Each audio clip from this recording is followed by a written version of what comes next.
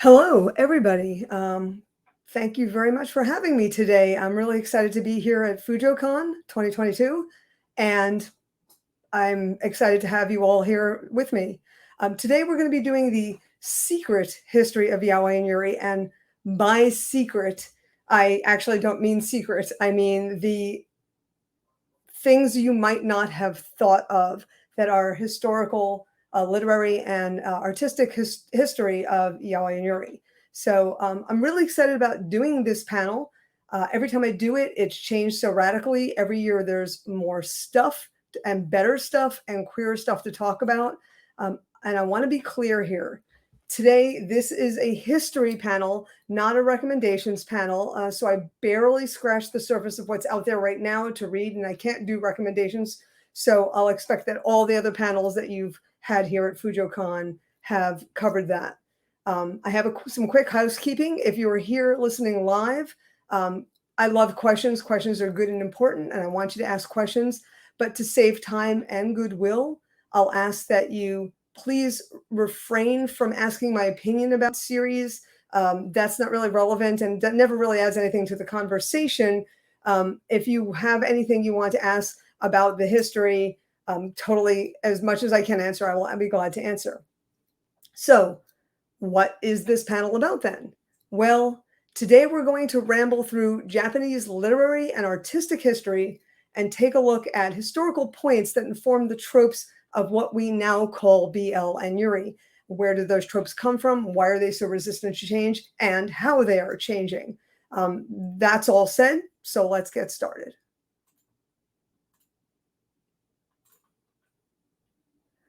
To begin with, I know most of you know all this, but let's get some terminology down. Yaoi is used as a term for comics primarily, but not exclusively, by and for women about male relationships. And that's the term that was most common in Japan when BL hit Western fandom, so it kind of stuck for a while. As previous panelists have noted, Yaoi-con helped sort of fix that in place as a name for the genre, but it's also been known by a lot of other things, Shonen Ai, Juna, 801.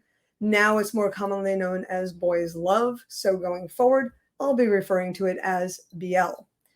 Yuri is a term for comics that feature relationships between women.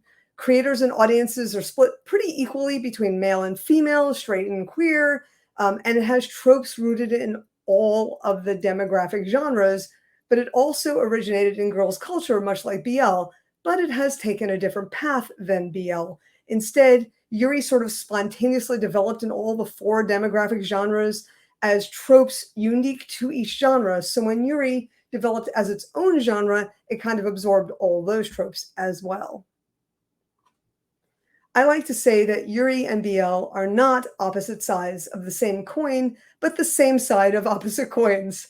Girls' culture meant that young women wanted to read and create stories by women for themselves. Some went in one direction, subbing men into existing gender dynamics in heterosexual relationships. Some went in a different direction, looking at new models of female relationships.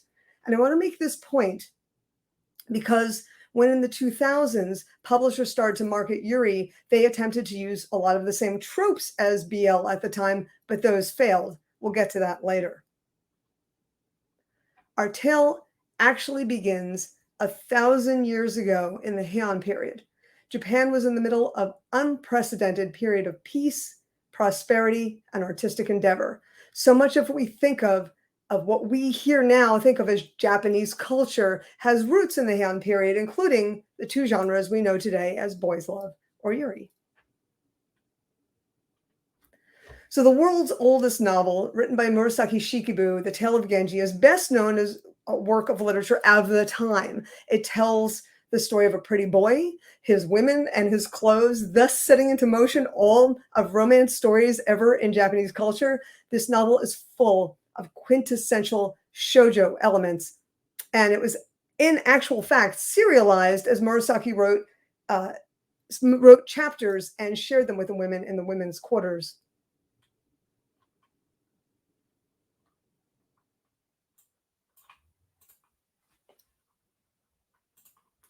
Sorry. We know that Murasaki and her contemporary, say Shonagon, creator of the Pillow Book, wrote only of heterosexual affairs in their shared writing. But from her diary, we do know that Lady Murasaki had a relationship with another woman when she was young. This is not entirely uncommon at all, as same-sex relationships were, and in some cases still are, depending on the people, sort of seen as a proving ground. You know, they're not real, they're just playing at love, and so it's okay and safe to do that. Interestingly, Sei Shonagon was not just a contemporary of Murasaki Shikibu. They each served one of the two empresses who were at the imperial palace at the time. So they were in a sense rivals, but in a sense also not. The writing about this period always seems to be slightly confused and embarrassed about the fact that there were two empresses, as if it was just an embarrassing glitch in the program instead of a patch over political strife.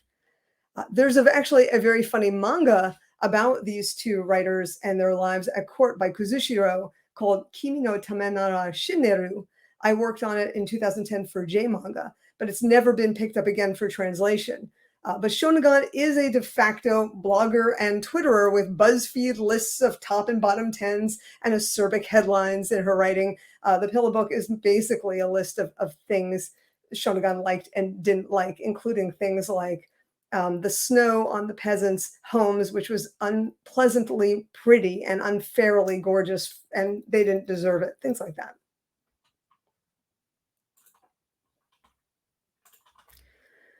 Where many people are familiar with the Genji Monogatari and the pillow book, some, of course, who know the pillow book, it's not as common a reading here in the West, but they know it well in Japan.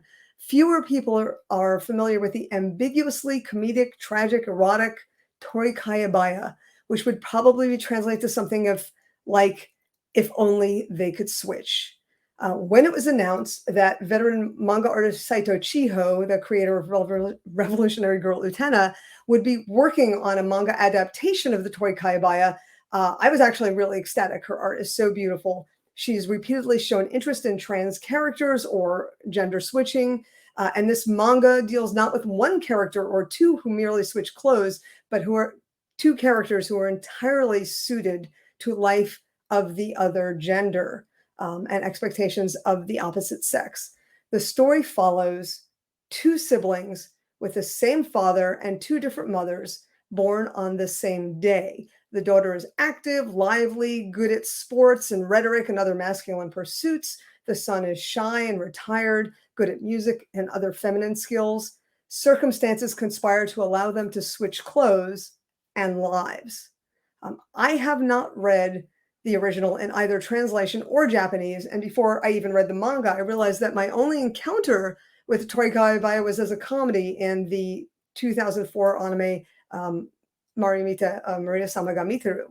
But I was wondering, is it actually a comedy or a tragedy? As it turns out, we don't actually know the answer to that. It has been interpreted as a comedy, or at least a comedy of errors, maybe. It's been a tragedy, it's interpreted as a tragedy or social commentary, and an erotic romp by people who think that non-consensual sex is erotic, by varying critics in varying ages. So when Chiho Saito gave it a happy but heteronormative ending, I'm sure that worked for her audience with their expectations, but it may not work for all of you here. However, there were other literary classics from the late Heian and early Edo periods, the past the Heian into the Edo period, which dealt with homosexual love. And I want to talk about them right now. The Chigo Monogatari, the Chigo no Soshi, are actually Buddhist acolytes. Chigo are Buddhist acolytes. These are young men who come into Buddhist monasteries with aspirations of moving up in the hierarchy there, or being put there by families who could not afford to keep, superfluous, I cannot say superfluous, sons. By the Edo period, both homosexual and bisexuality among Buddhist priests were well known, if not outright common. We have texts from the 1300s known collectively as the Chigo Monogatari, Chigo no Soshi, tales of acolytes, which by the 15th century were a body of literature detailing love and sexual affairs between adult Buddhist monks and their acolytes, so younger men and older men, who are basically attempting to move into the Buddhist hierarchy. Some of the tales are very bawdy, others romantic, others more or less straight eroticism. Some are predicated upon momentary moments of pure connection, that aesthetics of longing, the mononoware that is still very much emblematic of Japanese literature, something BL artists used to inform their work that Western readers often might not be aware of. This Chigo no Soshi naturally morphed into homosexuality in the military ranks, like the Chigo, and similar to homosexuality in classical Greece. The uke were young men entering male militarized society or the male social hierarchy. They were the subject of many untranslated works. The works as a whole are called nanshoku. The end of the Edo period was accompanied by almost inevitable sexual deviancy. And I say inevitable because there's a certain amount of sexual deviancy that seems to happen after a long series of rulers, where the family gets weaker as the power structure degenerates, in a sense. Several of the later Tokugawa shogun were well known as being preferring the company of men or young boys. And this was known as nanshoku and became somewhat emblematic of the court at the time. Shonenai, the word that most fans would later choose to describe BL in early days, actually means boys love, and is based on this kind of thing, boy love, and this idea of an older, powerful, socially powerful, socially influential adult man falling for or using the body of a young, less influential man or young boy was not uncommon all the way through into BL of the 2000s. Both the Chigo Monogatari and Nanshoku will seem familiar to folks who are fans of BL, particularly older BL. You can see the roots of so many of the tropes in seme-uke dynamics and the kind of BL in which a young man wanting entree into powerful circles must satisfy a man with status in order to get that entree. When the Edo period was ended by Perry's Black Ships, Western morality entered Japan along with global diplomacy. Education for girls became a thing, and for the first time, Catholicism outlawed under the Tokugawa regime Christianity, specifically outlawed under the Tokugawa regime, was imported a second time, this time with French Catholics and the British bringing Protestant beliefs. Private schools opened up for secondary education, which was a newish concept. To that end, girls' and boys' schools were opened by religious groups. In the 20th century, we encounter what I've always thought of the first Yuri story, Yana Ura no Nishoujo, Two Maidens in the Attic.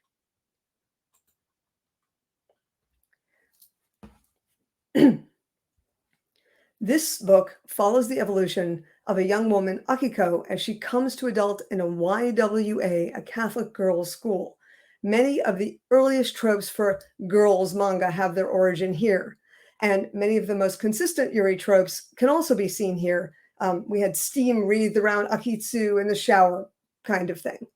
So many Yuri memes were established in this book. A piano duet, the whole concept of a religious private school and an attic room for the main couple. Since I mentioned Marimita, you can see that Marimita also has those tropes. But so do other things like Utena and many other many other Yuri stories. I'm having a hard time speaking today, and I apologize because normally I'm very clear and concise. So the end of this book becomes very reminiscent of that moment at the end of Utena, where Anshi turns to Utena and says, "Come with me to the outside world." And in this case, Akiko turns to Akitsu and says, "Come with me outside to see the real world." And in some sense, it's a political moment, and in many senses, it's a social upheaval moment where two women decide to move out and live a life regardless of family and marriage and that sort of thing. As the 20th century moved forward, There was an aesthetic being born in boys' magazines of the time. And again, you'll recognize this for a lot of early BL tropes. There were these idealized models of beautiful young men doing very masculine, manly, boyish things and adventures, creating communities of young men with homosexual relationships, because, of course, at this point in the early part of the 20th century, even aside from the fact that Japan was militarizing again, there was a very clear, definite separation between women's lives and boys' lives and men's lives. They were pretty much separate until marriage. And so, as they tended to, and arguably still do tend to, be surrounded by members of their own sex and have these homosexual relationships long before and often long after those marriages. In 50s commercial art, manga and fashion collided, with teen magazines shifting from a mix of manga, stories, and letters to more commercial content, all manga, and a flattening of fashion art and manga.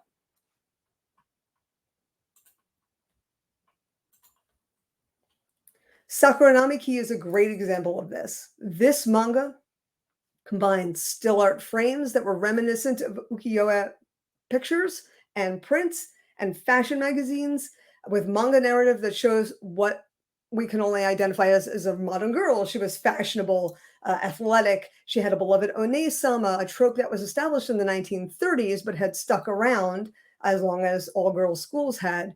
And Catholic schools sought to sublimate teen romance into platonic, safely homosocial relationships.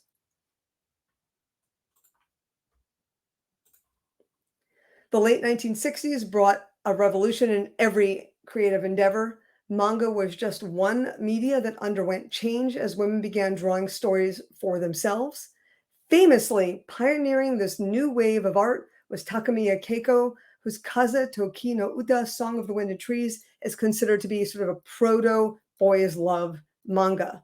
Like the novels of the early 20th century, this story takes place in a private school and far away, exotic land. It follows Serge Battoir and Gilbert Cocteau at a boarding school in Provence in the late 19th century. So not this time, not this place, in a school far away, a not real, not when, not here. Heart of Thomas was created by Moto Hagio, who was quite famously rooming with Takamiya Keiko at the time. And she originally considered writing her first same-sex story between two girls, but chose not to when she felt that their kissing would be too slimy. Her masterwork of BL, proto-BL, is out from Fantagraphics in English. I'm not sure if it's still in print, but you can still get it in libraries. It follows the pent-up emotions of boys in a boarding school, this time in Germany, Heart of Thomas. Heart of Thomas takes place, again, in a German boarding school after trains, but in an otherwise non-specific time, a private school somewhere, when current technology may or may not be valid. Like the completely modern girls of, again, Maria Samagamitharu, who there's no cell phones, there's no modern technology, there's just this time and vague place. Pretty young Eric arrives at the school just after the death of Thomas, whom Eric greatly resembles, throwing the whole school into a tizzy, especially Yuri, to whom Thomas had confessed before he died. Other artists were turning their interest to same-sex and gender issues also in the mid-1970s.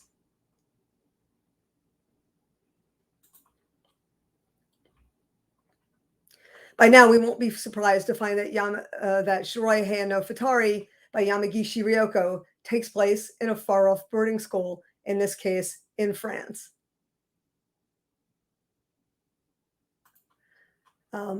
The One-sama Imoto relationship morphs here to become a more emotionally volatile, dark-haired girl and a younger, more naive, energetic, cheerful, light-haired girl. This couple is going to remain with Yuri for the next 40 years and never go away.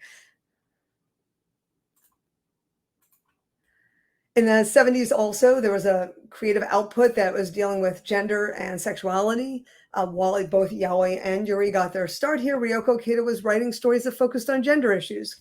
Claudine can easily be seen as the narrative of trans-masculine narrative. Either way you want to look at Riyoko Ikeda's work, you can see that gender and sexuality really fascinated her, and how people dealt with these ideas were new and didn't have the same language we have now. So it's an interesting, archaic look at this. Famously, she also created Rose of Versailles, starring the paladin of girl princes, Lady Oscar Francois de Darze. And she also is dealing with gender and sexuality because she is raised as a boy, but in every other way is very much a cis woman. And I want to say cis straight woman as well. In the late 70s, excuse me, in the late 70s, Shonen morphed into Juna and Juna in 801. It became a boom media genre all through the 80s into the 90s. Most people, probably here, all of you know that yaoi is a neologism that comes from yamanashi, ochinashi, iminashi, no peak, no fall, no meaning. Yuri is coined by the editor of the gay magazine Barazoku, Ito Bungaku Sensei, when he labeled men the Barazoku, the Rose Tribe, and lesbians the Yurizoku, the Lily Tribe.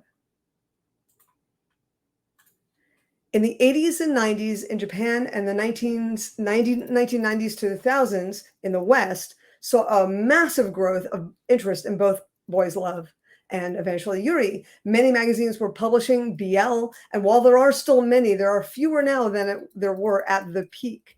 Here in the US, CPM pioneered BL, bringing over popular classics like Kizuna. Nowadays, the chief publishers of BL are Sublime and, as you know, DMP. In these titles, you can still see so many of the early themes established in Heian Edo periods.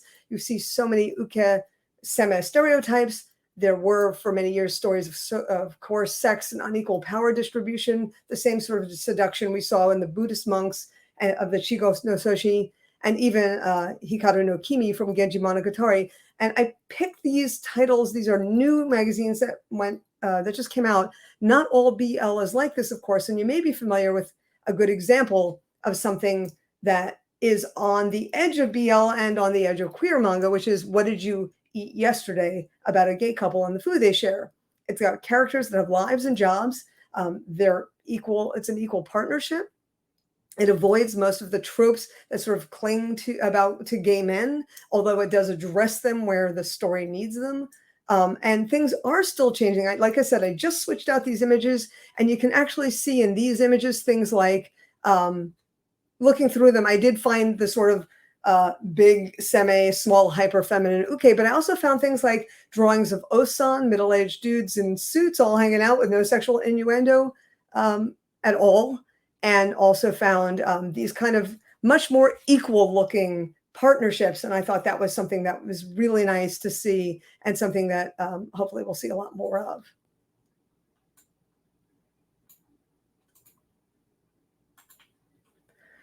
Yuri got a quiet start in the thousands with the creation of a magazine called Yuri Shimai, and ALC Publishing here in the US, which I did. And it's had waves and peaks of popularity, not so much a big boom like BL. At its peak in 2013, there were 3 Yuri magazines, but the magazines with longevity is Comic Yuri Hime on the left here. As of 2017, it's been the first and only monthly manga magazine that's Yuri, and a lot of Yuri manga that's popular runs in it. And I mentioned this a little bit at the beginning.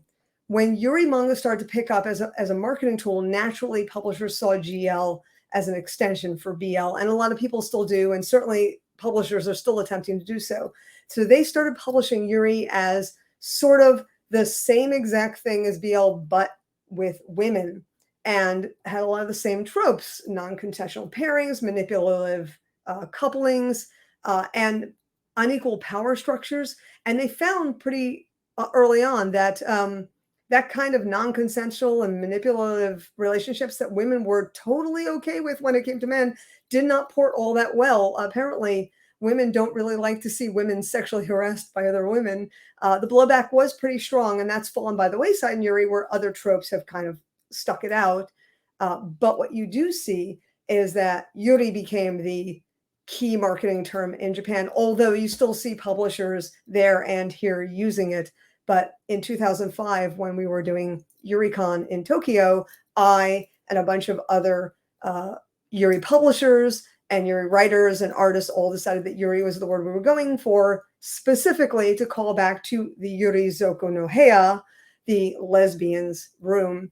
So the word Yuri has a tie-in to lesbian history as well as just literary and artistic shoujo girls' culture history.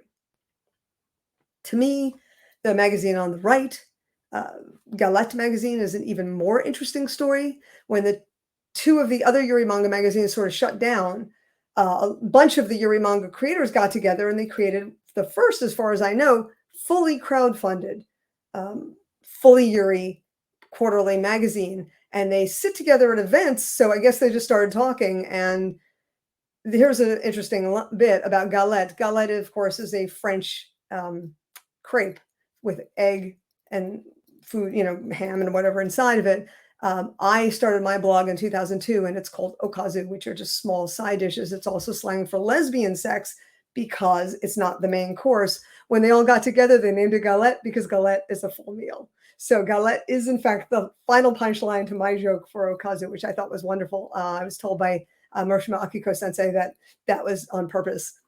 A galette is crowdfunded on the front end and then sold through multiple outlets and, of course, events.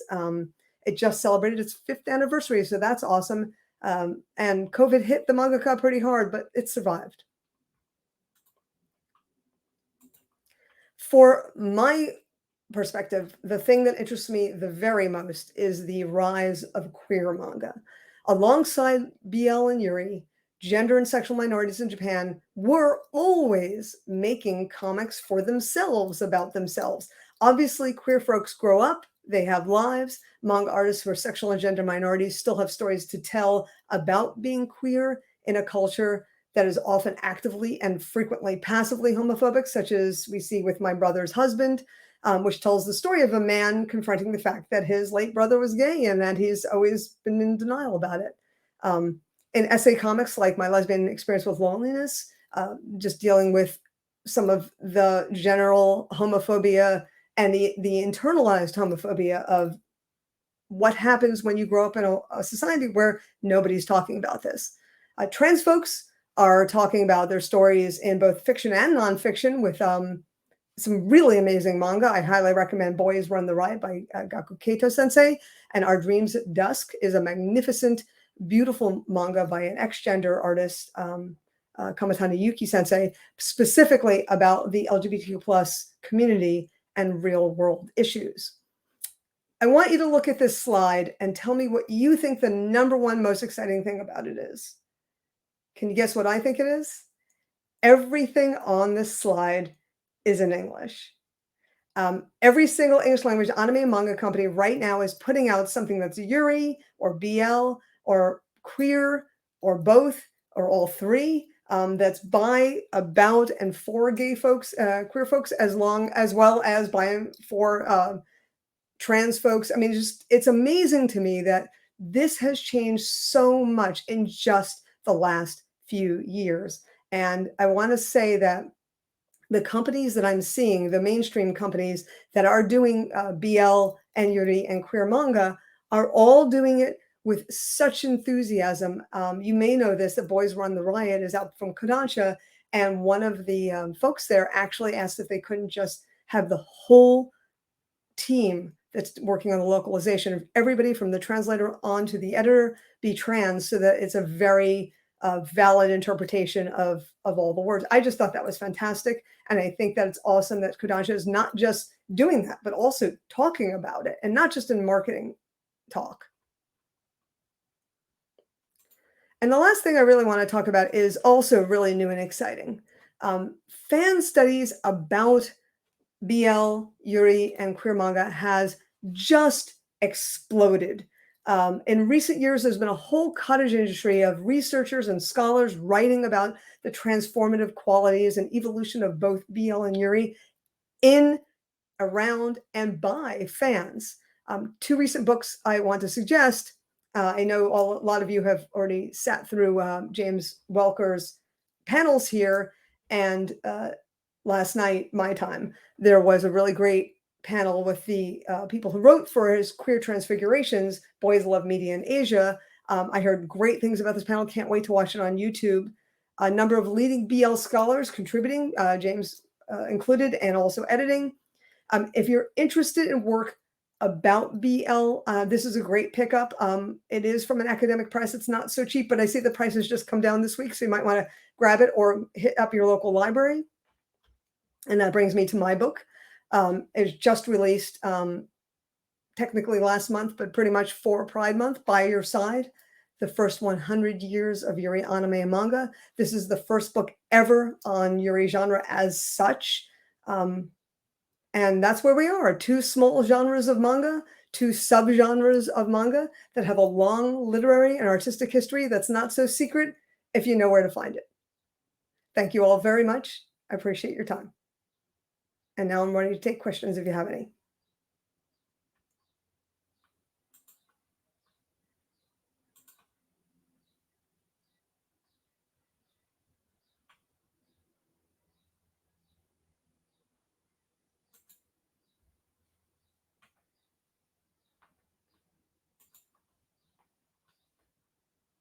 Okay, I'm going to say there's no one here for this.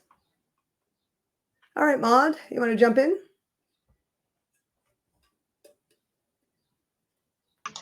Sure. There was a question earlier specifically asking about the use of... there are sorry, I didn't even see that. I am so sorry. I was actually on a private chat this whole freaking time and didn't see any of you.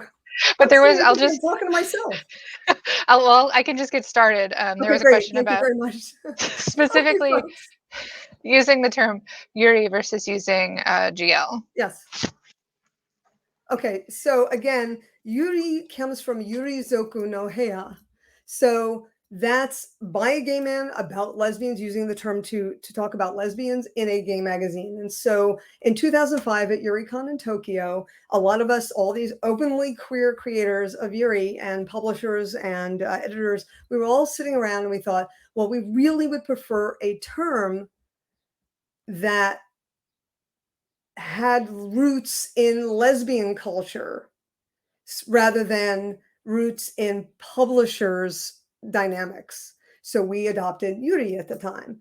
And what I'm seeing so much right now is like Seven Seas just recently said they're going to call their new line GL. And I said, well, that's ahistorical, but it's your choice. It's the choice that publishers make because, of course, I didn't mention this, but BL is a huge genre compared to Yuri, which is like 20 years younger than BL. So as a result, there's more people are familiar with GL. And of course, to be very, very honest, publishers always like things that are exotic and stand out. So in Japanese bookstores, GL, girls love, is cool and exotic, and boys love is cool and exotic, the way we in the West go, oh, Yaoi is cool and exotic, and Yuri is cool and exotic, because everybody wants to use words from the other culture.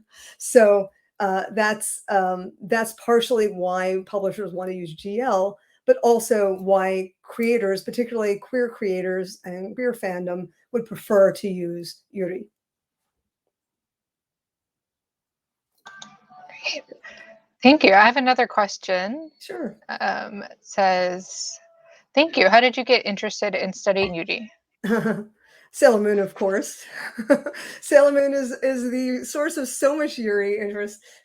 It was like the late 90s. And my wife was home, she wasn't working, and she said, you got to watch this cartoon with me. So I came home one day early and I watched this cartoon and I said, wow, we are not watching the same cartoon. You're watching this prepubescent little girl cartoon and I'm watching a cartoon with incredible lesbian subtext. This was a season 1, in fact. And then so we did some research and we found about season 3 and about Haruka Michiru. And Haruka said, hey, and I just fell off the sofa. I was like, who is doing that voice? My God. And I became a fan of Ogata Megumi. Eventually got to meet her in real life. I've never washed the shoulder again. She touched me. We just got into it from there. And because now I saw that there's this classic Takarazuka couple. I mean, they're meant to be a Takarazuka couple. And originally, Haruka was going to be a Takarazuka actress. But they were such a strong character that they literally brought Shinjuku Nichome, the gay area of Japan, to a close every Sunday night when that season was on, because people were like, yes, please. So also me. And so I started paying attention to that. And then Utena came out, and it just snowballed, and Yuri became a big, giant suck hole of my time and energy. And as you may be able to see, it has not stopped. So That's great. Okay, someone's asking, has BL and Yuri from Japan been an influence on South Korean webcomics? well, I think other scholars here have answered that very, very clearly. I know Thomas Bonnet does a lot of work into the role of BL in K-pop fandom. So I don't think you could say no. I think every culture that's it's a Venn diagram. People who are interested in manga on manhwa are going to know about other things in manga and manhwa. And I think every culture sort of resurrects these concepts. Somebody out there is going to say, I want to see same-sex relationships, either because that's what I want, or because I find it titillating, to be very honest. It's not of me, but it's for me. Or maybe it's of me, or maybe straight women who think of themselves as straight are gonna open their own eyes through doing stuff with stories about men. They go, I hadn't realized how queer I am. There's You can't say anything lives in a vacuum. I mean, no man is an island, no manhwa is an island, no BL webtoons are an island.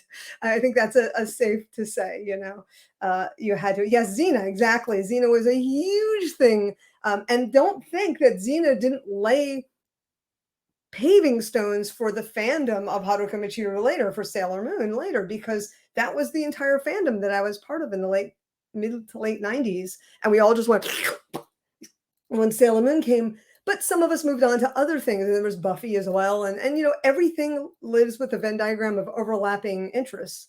But I think when you talk about things like webtoons, you're always going to see people who want to do queer stuff for themselves, for whatever reason, people who want to do queer stuff for other people for whatever reason, and people who want to do queer folk stuff for both, for queer folks and for other people. And you're going to always see people that every medium is going to come up with that uniquely by magic, as well as being influenced by other things. So hope that helps. All right, I'm just poking around I've got a one little here bit. that I want to answer. Do I believe Yeah. Yuri's popularity is is Yuri's popularity in the West a reflection of its popularity in Japan, or is it more or less popular there? That actually is a really great question that's almost impossible to answer. I don't even really know where to begin except to say yes. It's yes and no and maybe. So Yuri as a thing is very hard to codify, because Yuri takes tropes from all the genres that exist and has its own tropes. And so there are straight men and queer men, and there are straight women and queer women, and there's everybody, there's different ages, everybody's got its own Yuri. So it's almost impossible to tell what's popular. But to answer this question, I will give you a story, and it's only for this one thing, but I think it's really important. There is a series right now, which I highly recommend, called I'm in Love with the Villainess. It is a series of light novels that are complete at 5 volumes. The next one is coming out in September, the last one. And the manga is ongoing out of Comic Yuri Hime. It was not a huge hit in Japan originally. It was licensed by GL Bunko, which is a digital-only light novel company, and I love their stuff. It's really wacky and wonderful. I'm in Love with the Villainess is a pretty traditional isekai, except for that the main character, a office lady who gets reborn into her game world that's been done 1,000 times, decides she's going to go after the villainess rather than the princes. And it's a fantastically queer series, and it gets queerer every book and never lets up. And it's really wonderful and terrific.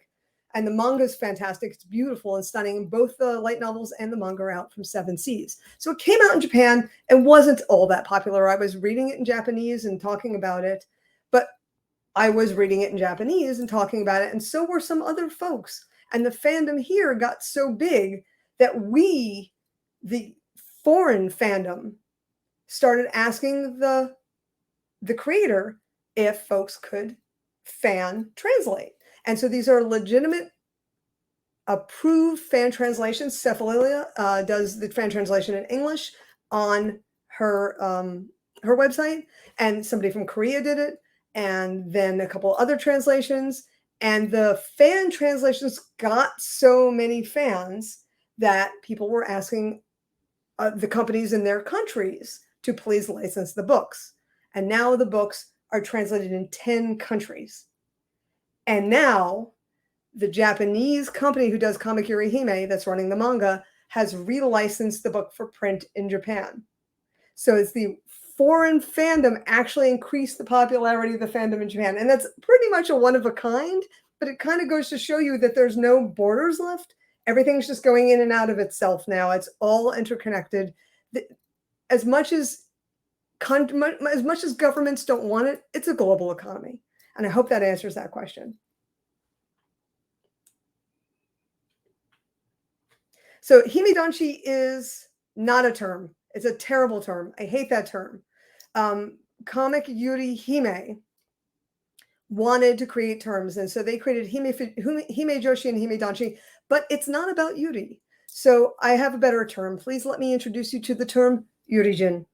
Yurijin is non-gendered. I really find the idea of gendering Yuri fandom so offensive from the bottom of my soul. It's just the worst, most pathetic idea. Why?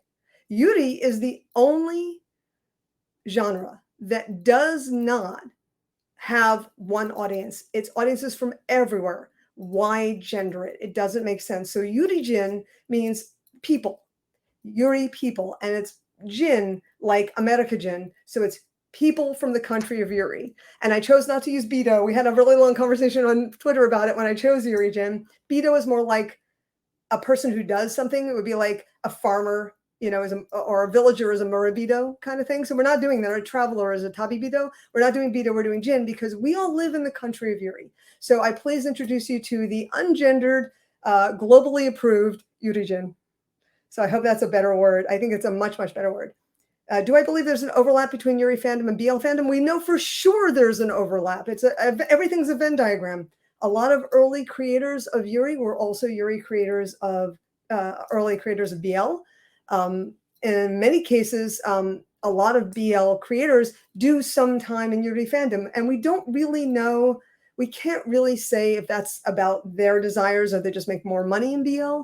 I think if you watched the Iridori Sakura panel earlier, which I found fascinating, they were talking about how some folks who are BL creators are finding more money in other genres. But I think that's true a lot of the time for everything, where you're going to go where the money is. So you might do doujinshi in Yuri, but also do BL comics, or you might just like BL better and just occasionally do a foray into Yuri. Zao Taishi and Eki Eki did a couple of relatively popular Yuri series in the 2000s, the early 2000s, but they tended towards very much the same dynamics as BL at the time, where you had the unequal power and manipulative relationships. They didn't get really big, and they didn't continue. They moved back to BL, where probably there was just a lot more money. So I think you could do BL Jin or Yaoi Jin if you want. I think it might end up being weird with Yaoi, but good luck on that. I think it'd be great. Nagata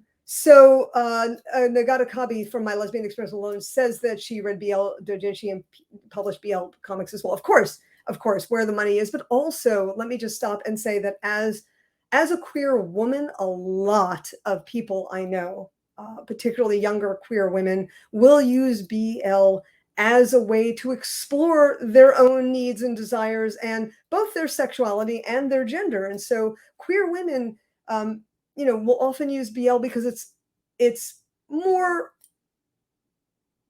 findable. I think that Yuri is actually now getting to that point where you can look up Yuri and get decent stuff and not just creepy, weird stuff. But there you go. Reading BL made me realize I'm a lesbian. Right. A lot of people say that, and that's not just you. It's actually the way it is with a lot of people in Japan and creators as well. So that's cool. You mentioned the crossover of Yuri and BL tropes. What did I find were the most common shared tropes? Well, at the time when publishers were attempting to do shared tropes, what happened was they started doing that. They took that classic Nadeshiko beauty with the long hair who's really intense and kind of moody, and that girl, Genki girl with the cute blonde or light brown hair who's really poppy, and they tried to make it a very manipulative, very non-shoku style relationship where the Nadeshiko beauty was the Onesama was, you know, manipulative and sexually harassing, as well as moody and emotional. It didn't work because a lot of women just found it icky when women were sexually harassing women. And I kind of really was in the front of that. I really didn't find that all that positive. I think a lot of people like BL because of the transgressiveness of sexual mores. And for a lot of straight women, particularly Japanese straight women, when it was first getting really popular in the 90s, the idea was this flips the script on men and it makes them feel more empowered.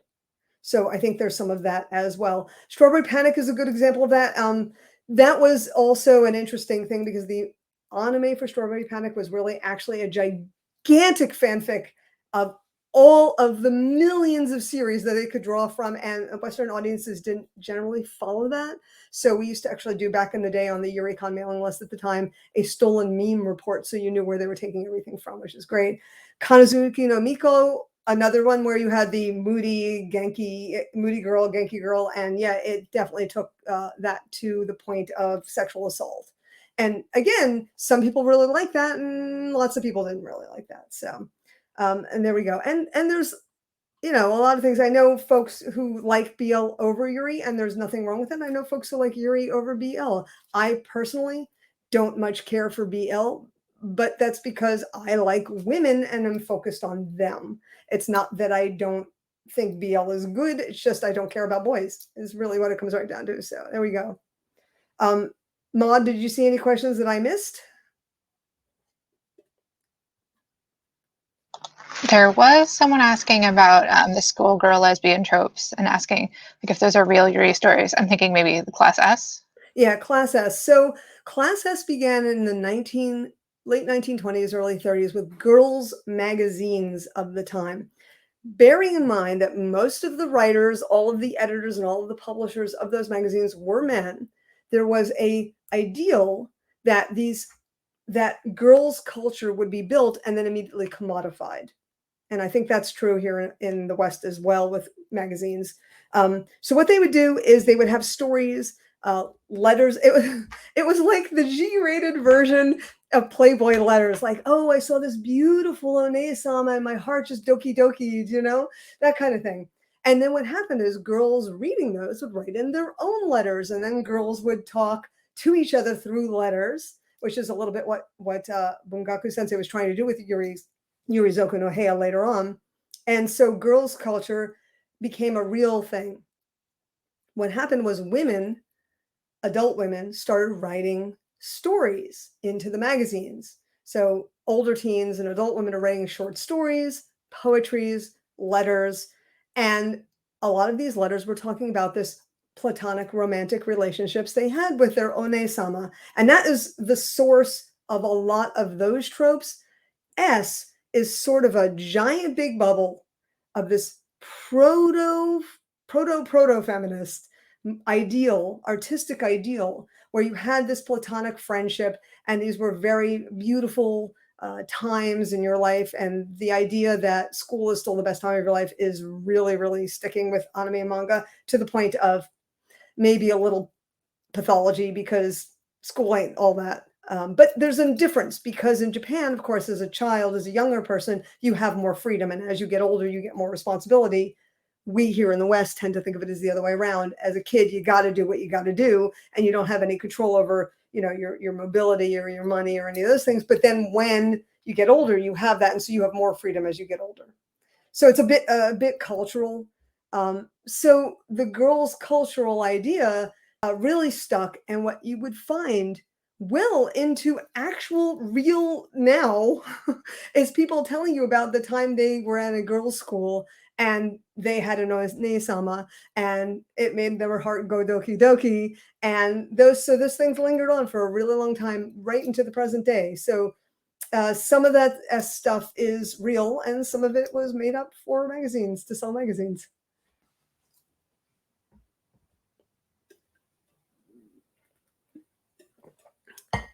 Yeah, I would like we have a why don't we have biker lesbian Yuri? So this is my story, ongoing story, is we don't have a lot of things yet in Yuri, and that's because, again, important fact, there are three separate forces shaping Yuri.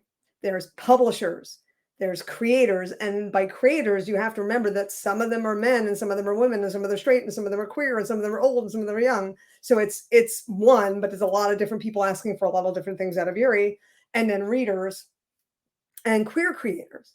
So you've got all these disparate forces changing and mushing Yuri around. I talk with my hands a lot, but if you can imagine this sort of amorphous thing here. So what you have is Yuri is changing and publishers sell what sells, right? So something being popular means you're going to see more of it. So isekai is hot right now. I'm in love with the lesbian is hot right now. I want to see sports Yuri. I want to see a long form sports Yuri. I want to see science fiction Yuri. And we do have that to some extent. We have Other Side Picnic. But you do see that too in BL, where the idea of the BL being the story is so much a part of the script that you rarely see much science fiction BL or future BL or historical romance fiction BL. You know, we're still looking for more of everything. And I think time will tell. Also, and I haven't said this yet, but I'm going to end, I think, on this. I want you all to remember that you can make this stuff. Tell your stories, draw your art, talk to other people, do doujinshi, do audio recordings, do podcasts, do videos, use whatever skills and desires you have to webtoons, anything to make the thing you want to see in the world, and then you will see it. And when other people see it too, they will say, well, I didn't realize that could exist, and so I will make mine. And that's pretty much the story of everything I've been doing for the past 20 years, is saying you can enjoy Yuri publicly and with people. You can talk about BL without being tee-hee-hee. You can enjoy queer manga and show other people and be proud about that. It is Pride Day in New York City, so why shouldn't you be proud of your work as well? The more you hide, the more you encourage others to hide, the more you're out there in the public eye, the more you encourage others. So I'm going to I'm going to join you. Please make sports Yuri. Please make biker lesbian Yuri. Please make science fiction BL, make historical romance BL, but just make your stuff, sing your songs, draw your pictures, tell your stories. And I think that's probably going to be a really good way to end this. So want to thank you very much all for being here. And I'm sorry I didn't even see you. I feel like an absolute doofus about that. I'm really sorry about that. But I just want you all to just get out there. And when I come back to FujoCon, I want to see all the stuff that you've done. So thank you very much.